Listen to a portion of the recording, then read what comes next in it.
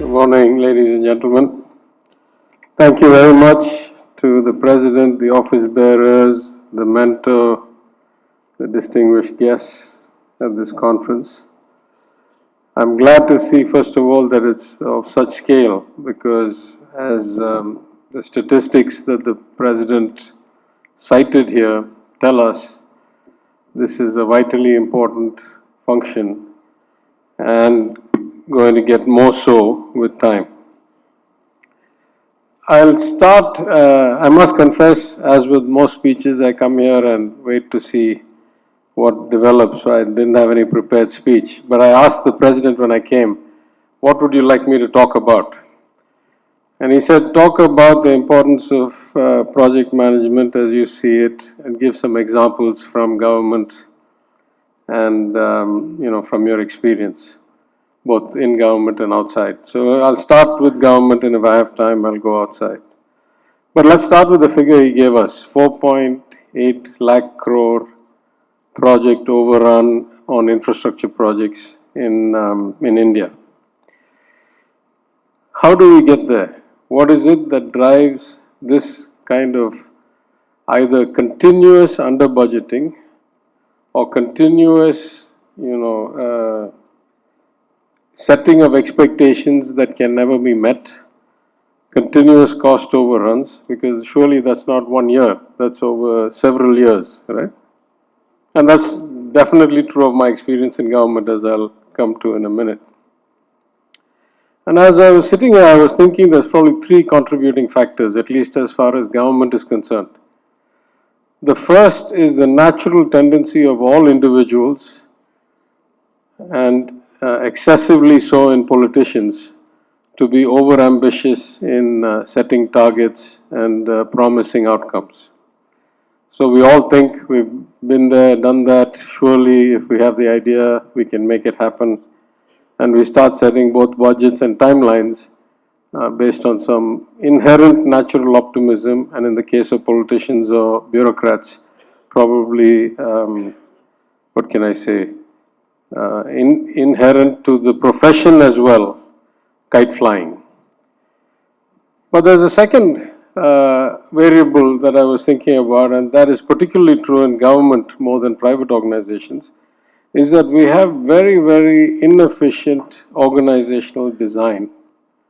The nature of government is temporary and without any real levers to align incentives. Just think about it. Every few years, the elected politicians change, most often. Every 2 or 3 years, the IAS or senior TNPSC Group 1 officers will change their jobs. Almost everybody who finishes the career in the department they started is so far below the actual decision-making process that they cannot meaningfully change the outcome. At least in the case of government, it's very hard to give rewards to any real degree. We cannot promote people faster than turn. We cannot pay them bonuses. Worse, there's no way to really discipline anybody. The unions have become so powerful that, you cannot really, short of suspending somebody, there's nothing more you can do. So you have an organizational design that, at least compared to the private sector, is inherently shaky. It is a structurally bad design. And then the third development that happens because of that in government is that there is no build-up of expertise, there is no institutional memory, there is no continuity. Normally, if somebody keeps doing the same thing again and again, they should get better at it, right? I mean, that's the whole value of experience. But in government, partly because people change all the time, partly because many governments have not put in information technology infrastructure at the level they should have, partly because a lot of papers are still moving around in files. In the city of Madurai, for example, most of the drawings for the water and drainage system since 1908, which was the last major design by the British, are in paper records. Some are available, some are lost. We don't know where we can find all these. We have to do a scan from scratch. Thankfully, the technology now exists that we can rescan the entire city. But this lack of institutional memory or institutional enhancement of capability through continuity, I think, is another real driving factor of these. The collective of that, let me give you an example. When I was an opposition MLA, I once, every year for 5 years, I led the debate as the opposition member on the budget debate. And about 2 years in, I showed some statistics that showed from 2014 till whatever year that was, 2019 or something. Every year, the gap between the T+1 projection under the Fiscal Responsibility Act, every government has to project 2 years forwards finances. So the T+1 projection compared to the budget, what I would call accuracy in forecasting, the gap between the budget and the revised estimate, what I would call accuracy or efficiency in execution, and the gap between the revised estimate of accounts and the final accounts, what I would call, capability in accounting or projection. These three every year kept getting worse. So it actually got worse and worse and worse. And the irony of it was the same finance secretary who was sitting doing this for those 6 years. So I said, how does the same person do the same job and get worse at it every year? And the answer is what the World Bank told us, I'll tell you in a minute, is that it was not really their fault. What was happening was that the World Bank study showed, when we got the result last year, Tamil Nadu had about the worst outcome in terms of the gap between announcing a project and actually getting it done. So then they dig down into why that is. And they say, well, in most states, they think about an idea, they go and assess the feasibility, they get some projection of the cost estimate, and when they feel comfortable they can do it, they come and announce it. In Tamil Nadu, they will announce it first. Typically in 110, under Assembly Procedure 110, they'll announce the project first. Then they'll go and figure out, is the land available, can it be done, what will the cost be, and then we'll try and figure out if we can get the project done, right? So this was the reason it was getting worse and worse and worse, because more and more announcements were coming without any prediction or assessment ahead of time. Of course, I don't want to talk politics, but I will say that it's fixable. I was in the role of finance minister for 2 years. Both years, my revised estimate came in better than the budget, and my final account came in better than my revised estimate.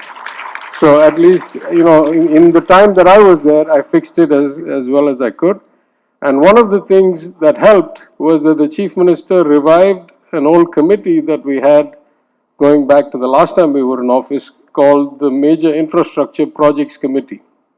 And this was a committee in those days chaired by the chief secretary that got all the major infrastructure project departments together and held a review and made sure that they were on track. That committee had been effectively defunct in the previous regime. When we came and it got revived, within a few months I requested, and the chief minister granted my request for two things. One, to build a data platform underneath, which is still being improved, to track not just the projects, but who is the vendor, how many projects is one consultant or contractor doing, what is their actual capacity, are they overstretched? And the second is that I personally should chair that committee. It should not be just the chief secretary, but it should be the Minister of Finance who should chair that committee and drive outcomes. Of course, I'm less than thrilled with where we ended up, but we ended up a lot better than we started, because we started having this kind of assessment. For example, every department has a rule that says that no project should be, or no contractor should have more than so much exposure at one time, because everybody has limited infrastructure, limited hardware, limited manpower. But what was happening was that the same contractors were taking projects across multiple departments, and there was no platform to assess their aggregate exposure across the government. It was only department by department. So something as simple as checking what they were doing across all departments and ensuring they weren't overstretched actually helped us. But you see, a lot of these things are not short-term fixable. There are macro issues. If you take the state of Tamil Nadu, between 2003 2003, when the Fiscal Responsibility Act of Delhi and the responsibility of Tamil Nadu and the responsibility of Management of Budget Act in Delhi came in, and 2014, every year our expenditures on capital projects as a percentage of GDP kept growing. What that did was it built execution capability. As we went from 1%, 1.5% of GDP, or GSDP in our case, up to 2.5%, 3% of GSDP, we kept developing the skill set in our local contractor and execution, kind of community. And then after 2014, that started dropping rapidly. It started dropping so much that when we took office, capital expenditure was only about 1.5% of GSDP. What happens? Nobody's sitting around with their heavy equipment and their engineers and their labor waiting around for projects to scale. So they start going to other states, or they get out of business, or they don't buy new equipment. And then all of a sudden you start fixing the budget and you can actually start spending money. Well, there's not enough people who can actually execute the projects. So in the case of our government, in the first 2 years, we were not able to do as much as we had budgeted, even though we did fantastic reduction in deficit, even though with the Chief Minister's support, we were able to make so many improvements in the finances. We just couldn't meet our capital spending targets 2 years in a row. There wasn't execution capability. Now, some of that is hardware, some of that is labor. Surely some of that is project management capability, where a few people are stretched too thin and don't have the ability to do things in a more professional way. So I think, at least as far as our state is concerned, and if the statistics shown around the 4.8 lakh crore have not changed dramatically, our country is concerned, this skill of project management, this need for professionals who can help streamline, predict, project, and deliver close to projection will only keep on growing. I will say one word that in my time in the corporate world, though I spent about a decade as a consultant doing more realistic things aligned to project management, the last 15 years or so, I was an investment banker, trader, various aspects in the financial services industry.